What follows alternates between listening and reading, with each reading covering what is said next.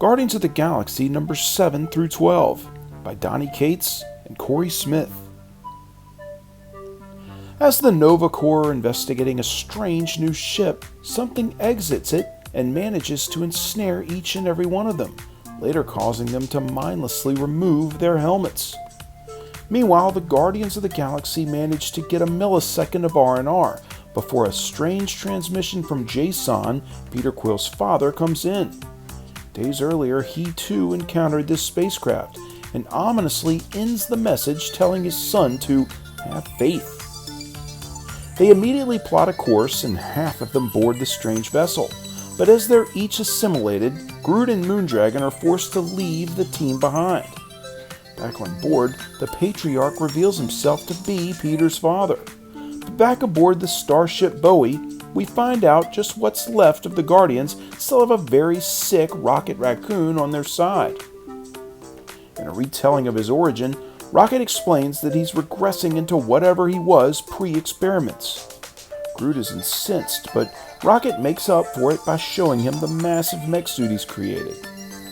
Meanwhile, the Patriarch shows Peter all of the heroes he keeps in stasis and the scores of warlock cocoons that he's created. He presents a future where death has come for the entire galaxy, but a plan to partially drain Earth's life force will starve it off. Peter punches him, falling out of his favor. Rocket, Groot, and Moondragon meet up with a secret weapon, a young version of Magus, the Dark Warlock. After a long term in solitude, he's ready to get back to anything.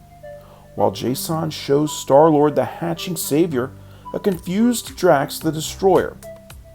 Peter tries to make a connection with his old friend, but is thrown to the horde of other mindless Draxes. With the command to tear him apart imminent, what's left of the Guardians shows up, and Magus demands an audience. Moondragon quickly surmises that Drax isn't the real Drax, and they're able to quickly take out the herd of foe destroyers. Meanwhile, Magus goes to meet with Jason, but is eventually able to overpower him using the massive crew he's managed to take control of. He reveals his plan to drain Earth to replenish his church's coffers, but luckily, Rocket is freed from its damaged mech suit by a tiny army of Groot shards.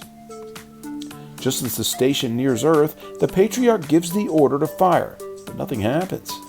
Power has been lost and soon reversed as Rocket Raccoon engineers the machine to instead drain all the Drax replicas, except for one.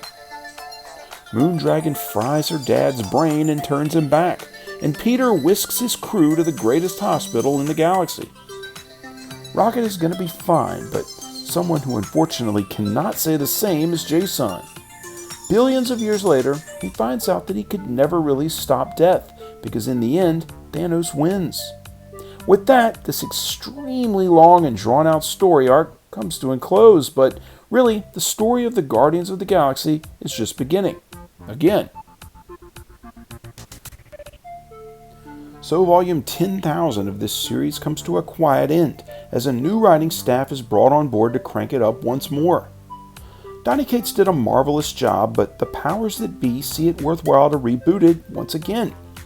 The good news is that you get a brand new #1 issue. Ooh, ah. The bad news is that 5 years from now, you'll never honestly know what volume or story that you're holding in your hands. For this series in particular, though, none of that's their fault. This creative staff did a pretty good job with the cards dealt to them, and it all told a pretty good story in the end. I give this one a 10 out of 10. If you like this video, there's hundreds more like it, spanning several current and classic story arcs. Click the boxes here for more playlists. This video is also accompanied by my blog at nerdiestkidyouknow.com.